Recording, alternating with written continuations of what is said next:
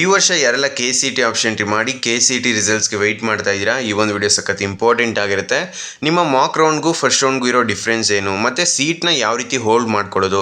Almost ಒಂದು 50 to 60% students first ರೌಂಡಲ್ಲಿ ಸಿಕ್ಕಿದ ಸೀಟ್ನ second ರೌಂಡ್ಗೆ hold ಮಾಡಿಕೊಂಡು ಆಮೇಲೆ ಬೆಸ್ಟ್ ಕಾಲೇಜ್ ಸಿಕ್ಕಿದ್ರೆ ಅಡ್ಮಿಷನ್ ಆಗ್ತಾರೆ. ಸೊ ಈ ರೀತಿ ಸೀಟ್ನ ಯಾವ ರೀತಿ ಹೋಲ್ಡ್ ಮಾಡ್ಕೊಳ್ಳೋದು, ಹೋಲ್ಡ್ ಮಾಡೋದಕ್ಕೆ ಏನು ಮಾಡಬೇಕು, ಮತ್ತು ಫಸ್ಟ್ ರೌಂಡ್ಗೂ ಸೆಕೆಂಡ್ ರೌಂಡ್ಗೂ ಏನು ಡಿಫ್ರೆನ್ಸು, ಎರಡರಲ್ಲಿ ಯಾವುದಕ್ಕೆ ಜಾಯ್ನ್ ಆದರೆ ಬೆಸ್ಟು. ಸೊ ಈ ರೀತಿ ಡೌಟ್ಸ್ ಇರುತ್ತೆ ಅಲ್ವಾ, ಇದ್ರ ಬಗ್ಗೆ ಕಂಪ್ಲೀಟ್ ಆಗಿ ತಿಳಿಸ್ಕೊಡ್ತೀನಿ.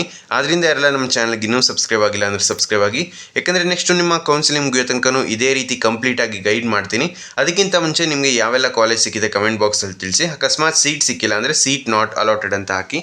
ಸೊ ಬನ್ನಿ ಫ್ರೆಂಡ್ಸ್, ವಿಡಿಯೋನ ಶುರು ಮಾಡೋಣ. ಮೊದಲನೇದಾಗಿ KE ಅವರು ನಿಮಗೆ ಎಡಿಟ್ ಮಾಡೋದಕ್ಕೆ ಚಾನ್ಸ್ನ ಕೊಟ್ಟಿದ್ದರು ನಿಮ್ಮ ಮಾಕ್ ರಿಸಲ್ಟ್ ಅನೌನ್ಸ್ ಆದಮೇಲೆ. ಈಗ ಎಲ್ಲರೂ ಕೂಡ ನಿಮ್ಮ ಮಾಕ್ ರಿಸಲ್ಟ್ ಆದಮೇಲೆ ನಿಮ್ಮ ಏನೇನು ಮಿಸ್ಟೇಕ್ಸ್ ಇದೆ ಅದನ್ನು ಕರೆಕ್ಟ್ ಮಾಡಿಕೊಂಡು ಫೈನಲ್ ಆಪ್ಷನ್ ಎಂಟ್ರಿನ ಸಬ್ಮಿಟ್ ಮಾಡಿದ್ದೀರಾ. ಸೊ ಇನ್ನೊಂದು ಸ್ವಲ್ಪ ದಿನಗಳಲ್ಲಿ ನಿಮ್ಮ ರಿಸಲ್ಟ್ ಗೊತ್ತಾಗುತ್ತೆ.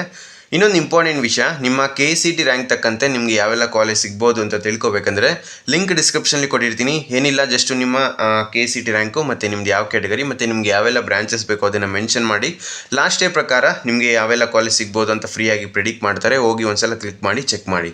ಈಗ ವಿಡಿಯೋನ ಕಂಟಿನ್ಯೂ ಮಾಡೋಣ. ಸೊ ನಿಮ್ಮ ಪ್ಲ್ಯಾನ್ ಏನಾದರೂ, ಈಗ ಫಸ್ಟ್ ರೌಂಡಲ್ಲಿ ಏನು ಸೀಟ್ ಸಿಗುತ್ತೆ ಅದನ್ನು ಹೋಲ್ಡ್ ಮಾಡಿಕೊಂಡು ಸೆಕೆಂಡ್ ರೌಂಡಲ್ಲಿ ಪಾರ್ಟಿಸಿಪೇಟ್ ಮಾಡ್ತೀರಾ ಅಂದರೆ, ಸೊ ಈ ಒಂದು ವಿಡಿಯೋ ಸಖತ್ ಇಂಪಾರ್ಟೆಂಟ್ ಆಗಿರುತ್ತೆ ನೋಡಿ. ಈಗ ನಿಮಗೆ ಎಕ್ಸ್ಪ್ಲೈನ್ ಮಾಡ್ತೀನಿ. ಸೊ ಈಗ ನಿಮಗೆ ಫಸ್ಟ್ ರೌಂಡಲ್ಲಿ ಯಾವುದೋ ಒಂದು ಕಾಲೇಜ್ ಸಿಗುತ್ತೆ. ಈಗ ಮಾಕ್ ರೌಂಡಲ್ಲಿ ಸೀಟ್ ಸಿಕ್ಕಿಲ್ಲ ಅಂದರೂ ಕೂಡ ನಿಮಗೆ ಫಸ್ಟ್ ರೌಂಡಲ್ಲಿ ಸೀಟ್ ಸಿಗೋ ಚಾನ್ಸಸ್ ಇದೆ, ಓಕೆನಾ. ಸೊ ಈಗ ನಿಮಗೆ ಫಸ್ಟ್ ರೌಂಡಲ್ಲಿ ಈ ಒಂದು PES ಕಾಲೇಜ್ ಸಿಕ್ತು ಅಂತ ಅಂದ್ಕೊಳ್ಳಿ. ಸೊ ಇದು ಜಸ್ಟ್ ಡೆಮೋ ನಿಮಗೆ ಅರ್ಥ ಆಗೋ ರೀತಿ. ಸೊ ಈ ಒಂದು PES ಕಾಲೇಜಲ್ಲಿ EC ಬ್ರಾಂಚ್ ಸಿಕ್ಕಿದೆ. ಸೊ ನೀವು ಹೋಲ್ಡ್ ಮಾಡ್ಕೊ, ಚಾಯ್ಸ್ 2 ಸೆಲೆಕ್ಟ್ ಮಾಡ್ಕೊತೀರಾ, ಸೀಟ್ನ ಹೋಲ್ಡ್ ಮಾಡ್ಕೊತೀರಾ, ಓಕೆನಾ. ಸೊ ಇನ್ನು ಮೇಲ್ಗಡೆ ಇದೆಯಲ್ಲ, ಸೊ ಇದಿಷ್ಟು ಕೂಡ ಬೆಸ್ಟ್ ಕಾಲೇಜ್ ಆಗಿದ್ರೆ ಮಾತ್ರ ಈ ಒಂದು ಸೀಟ್ನ ಹೋಲ್ಡ್ ಮಾಡಿಕೊಂಡು ನೀವು ಸೆಕೆಂಡ್ ರೌಂಡಲ್ಲಿ ಪಾರ್ಟಿಸಿಪೇಟ್ ಮಾಡೋದ್ರಲ್ಲಿ ಅರ್ಥ ಇದೆ. ಸೊ ನೀವು ಬೆಸ್ಟ್ ಕಾಲೇಜ್ ಹಾಕಿದರೆ ಮಾತ್ರ ಇದು ಯೂಸ್ ಆಗೋದು. ಸೊ ಸೀಟ್ ಹೋಲ್ಡ್ ಅಂದರೆ ಏನು ಅಂತ ಹೇಳಿದ್ರೆ, ಈಗ ನಿಮಗೆ ಫಸ್ಟ್ ಈ ಕಾಲೇಜ್ ಸಿಕ್ಕಿದೆ. ಸೊ ನಿಮಗೆ ಇದು ಇಷ್ಟ ಇದೆ, ಬಟ್ ಇದಕ್ಕಿಂತ ಬೆಟರ್ ಕಾಲೇಜು ನಿಮ್ಮ ಆಪ್ಷನ್ ಎಂಟ್ರಿಲಿ ಇಷ್ಟ ಇದೆ, ಮತ್ತು ನೀವು ಇದಕ್ಕಿಂತ ಬೆಟರ್ ಕಾಲೇಜ್ಗೆ ಜಾಯಿನ್ ಆಗಬೇಕು ಅಂದ್ಕೊಂಡಿದ್ದೀರಾ, ಓಕೆನಾ. ಸೊ ಈಗ ಈ ಒಂದು ಕಾಲೇಜ್ ಸಿಕ್ಕಿದೆ ಅಂತ ಅಂದ್ಕೊಳ್ಳಿ, ನಿಮಗೆ ಮೇಲ್ಗಡೆ ಇರೋದ್ರಲ್ಲಿ ಯಾವುದೋ ಒಂದು ಕಾಲೇಜ್ ಬೇಕು, ಆವಾಗ ಚಾಯ್ಸ್ 2 ಸೆಲೆಕ್ಟ್ ಮಾಡ್ತೀರಾ. ಸೊ ಚಾಯ್ಸ್ ಎಂಟ್ರಿ ಬಗ್ಗೆ ಎಲ್ಲರೂ ತಿಳ್ಕೊಳ್ಳಿ. ಈಗ ನಾನು ಸೀಟ್ ಹೋಲ್ಡ್ ಮಾಡೋದು ಅಂತ ಪ್ಲ್ಯಾನ್ ಮಾಡ್ಕೊಂಡಿರ್ತಾರಲ್ಲ, ಸೊ ಅವ್ರಿಗೆ ಮಾತ್ರ ಇದು ಹೇಳ್ತಾ ಇರೋದು. ನೆಕ್ಸ್ಟು ಎಲ್ಲ ಚಾಯ್ಸಸ್ ಬಗ್ಗೆನೂ ಇಂಡಿವಿಜುವಲ್ ಆಗಿ ವಿಡಿಯೋ ಮಾಡಿ ತಿಳಿಸ್ಕೊಡ್ತೀನಿ. ಈಗ ಈ ಒಂದು ಕಾಲೇಜ್ ಸಿಗಿದೆ, ಸೊ ನೀವು ಚಾಯ್ಸ್ 2 ಸೆಲೆಕ್ಟ್ ಮಾಡ್ಕೊತೀರಾ. ಫಸ್ಟ್ ರೌಂಡಲ್ಲಿ ನೀವು ಫೀಸ್ ಪೇಮೆಂಟ್ ಮಾಡೋದಿಲ್ಲ. ಈ ಒಂದು ಸೀಟು ನಿಮಗೆ ಫಿಕ್ಸು ಫಸ್ಟ್ ರೌಂಡಲ್ಲಿ ಸಿಕ್ಕಿದೆ. ಸೊ ಸೆಕೆಂಡ್ ರೌಂಡಲ್ಲಿ ಬೇರೆ ಯಾವ ಕಾಲೇಜು ಮೇಲ್ಗಡೆಯಿಂದ ಸಿಗಲಿಲ್ಲ ಅಂದರೆ ಈ ಒಂದು ಕಾಲೇಜ್ಗೆ ನೀವು ಅಡ್ಮಿಷನ್ ಆಗಲೇಬೇಕು. ಸೊ ಓಕೆನಾ. ಸೊ ಈ ಒಂದು ಕಾಲೇಜ್ಗೆ ಅಡ್ಮಿಷನ್ ಆಗಲೇಬೇಕು. ನೆಕ್ಸ್ಟು ಬೇಕಾದರೆ ಥರ್ಡ್ ರೌಂಡ್ಗೂ ಕೂಡ ನೀವು ಸೀಟ್ನ ಹೋಲ್ಡ್ ಮಾಡಿಕೊಂಡು, ಅಂದರೆ seat hold in the sense ನೀವು ಅಡ್ಮಿಷನ್ ಆಗಿ ಆಮೇಲೆ ಬೇಕಾದರೆ ಅಪ್ಗ್ರೇಡ್ ಆಗ್ಬೋದು. ಬಟ್ ಸೆಕೆಂಡ್ ರೌಂಡಲ್ಲಿ ನೀವು ಫೀಸ್ ಪೇಮೆಂಟ್ ಮಾಡಬೇಕಾಗುತ್ತೆ, ಓಕೆನಾ. ಈಗ ಫಸ್ಟ್ ರೌಂಡಲ್ಲಿ ಈ ಕಾಲೇಜ್ ಸಿಕ್ತು, ನೀವು ಫೀಸ್ ಪೇಮೆಂಟ್ ಮಾಡಲಿಲ್ಲ, ಚಾಯ್ಸ್ 2 ಸೆಲೆಕ್ಟ್ ಮಾಡ್ಕೊಂಡ್ರಿ, ಈ ಒಂದು ಸೀಟ್ನ ಹೋಲ್ಡ್ ಮಾಡಿಕೊಂಡು ಸೆಕೆಂಡ್ ರೌಂಡಲ್ಲಿ ಪಾರ್ಟಿಸಿಪೇಟ್ ಮಾಡಿದ್ರಿ. ಸೊ ಸೆಕೆಂಡ್ ರೌಂಡಲ್ಲಿ ಮೇಲಿಂದ ಚೆಕ್ ಮಾಡ್ಕೊಬಂದಾಗ ಸಿಸ್ಟಮು ಈ ಒಂದು ಕಾಲೇಜ್ ಏನಿದೆ, ಸೊ ಇದೇ ಮತ್ತೆ ಕಾಲೇಜ್ ಸಿಕ್ತು, ಇದು ಯಾವುದು ಸಿಗ್ತಿಲ್ಲ, ಆವಾಗ ನೀವು ಈ ಕಾಲೇಜ್ಗೆ ಅಡ್ಮಿಷನ್ ಆಗಬೇಕು, ಫೀಸ್ ಪೇಮೆಂಟ್ ಮಾಡಿ.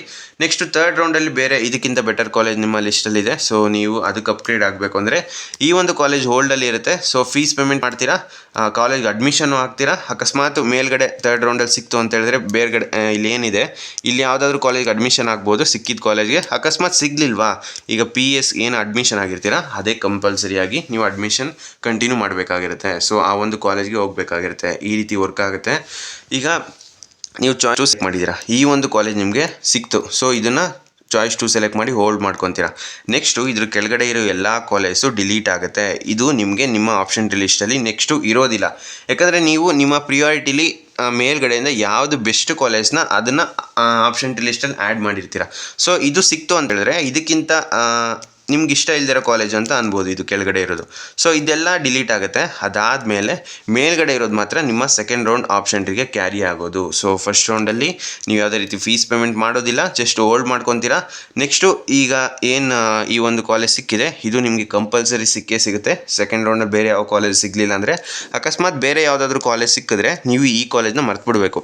ಇಲ್ಲಿ ಮೇಲ್ಗಡೆ ಯಾವುದೋ BMS ಕಾಲೇಜಲ್ಲಿ CS ಸಿಕ್ತು ಅಂತ ಅಂದ್ಕೊಳ್ಳಿ, ಇದನ್ನು ಮರ್ತ್ಬಿಟ್ಟು ನೀವು ಮೇಲ್ಗಡೆ ಏನು ಸಿಕ್ಕಿದೆ ಆ ಒಂದು ಕಾಲೇಜ್ ಕಾಲೇಜಿಗೆ ಅಡ್ಮಿಷನ್ ಆಗಬೇಕು. ಈ ರೀತಿ ವರ್ಕ್ ಆಗುತ್ತೆ ಚಾಯ್ಸ್ಟು. ಕೆಳಗಡೆ ಇರೋದನ್ನ ನೀವು ಮರ್ತ್ಬಿಡ್ಬೇಕು. ಸೊ ನೆಕ್ಸ್ಟು ಈಗ ಸೆಕೆಂಡ್ ರೌಂಡಲ್ಲಿ ಈ ಕಾಲೇಜು ಏನು ಹೋಲ್ಡ್ ಮಾಡ್ಕೊಂಡಿದ್ದೀರಾ, ಸೊ ಇದು ಹೋಲ್ಡಲ್ಲಿರುತ್ತೆ. ಬಟ್ ಇಲ್ಲಿ ಯಾವುದೋ ಕಾಲೇಜ್ ಸಿಕ್ತು ಅಂತ ಹೇಳಿದ್ರೆ ನೆಕ್ಸ್ಟು ಇಲ್ಲಿ ತನಕ ಮಾತ್ರ ನಿಮ್ಮ ಆಪ್ಷನ್ ಲಿಸ್ಟು. ನೆಕ್ಸ್ಟು ಥರ್ಡ್ ರೌಂಡ್ಗೆ ಇದೆಲ್ಲ ಕ್ಯಾನ್ಸಲ್ ಆಗೋ ಚಾನ್ಸಸ್ ಇದೆ. ಓಕೆನಾ. ನೆಕ್ಸ್ಟ್ ಏನಾದರೂ KEA ಕಡೆಯಿಂದ ಹೊಸ್ದಾಗಿ ಆಪ್ಷನ್ ಎಂಟ್ರಿ ಮಾಡೋಕ್ಕೆ ಬಿಡ್ತಾರಾ, ಅದ್ರ ಬಗ್ಗೆ ಇನ್ನೂ ಕನ್ಫರ್ಮೇಷನ್ ಇಲ್ಲ. ಸೊ ಇದ್ರ ಕೆಳಗಡೆ ಏನೆಲ್ಲ ಕಾಲೇಜ್ ಇರುತ್ತೆ ಇದೆಲ್ಲ ಡಿಲೀಟ್ ಆಗುತ್ತೆ. ಸೊ ಆದ್ದರಿಂದ ಚಾಯ್ಸ್ ಎಂಟ್ರಿ ಮತ್ತು ನಿಮ್ಮ ಪ್ರಿಯಾರಿಟಿ ಬಗ್ಗೆ ನೀವು ಗಮನ ವಹಿಸಲೇಬೇಕು. ಸೀಟ್ನ ಹೋಲ್ಡ್ ಮಾಡ್ಕೊಳ್ಳೋದು ಯಾವ ರೀತಿ ಅಂತ ಗೊತ್ತಾಯಿತು ಅಂತ ಅನ್ಕೊತೀನಿ. ನೆಕ್ಸ್ಟು ರೌಂಡ್ 1 ವರ್ಸಸ್ ರೌಂಡ್ 2 ಅಂದರೆ ಎರಡರಲ್ಲಿ ಯಾವ ರೌಂಡ್ಗೆ ಜಾಯ್ನ್ ಆದರೆ ಬೆಸ್ಟು ಅಂತ ಡೌಟ್ ಇರುತ್ತೆ ಅಲ್ವಾ.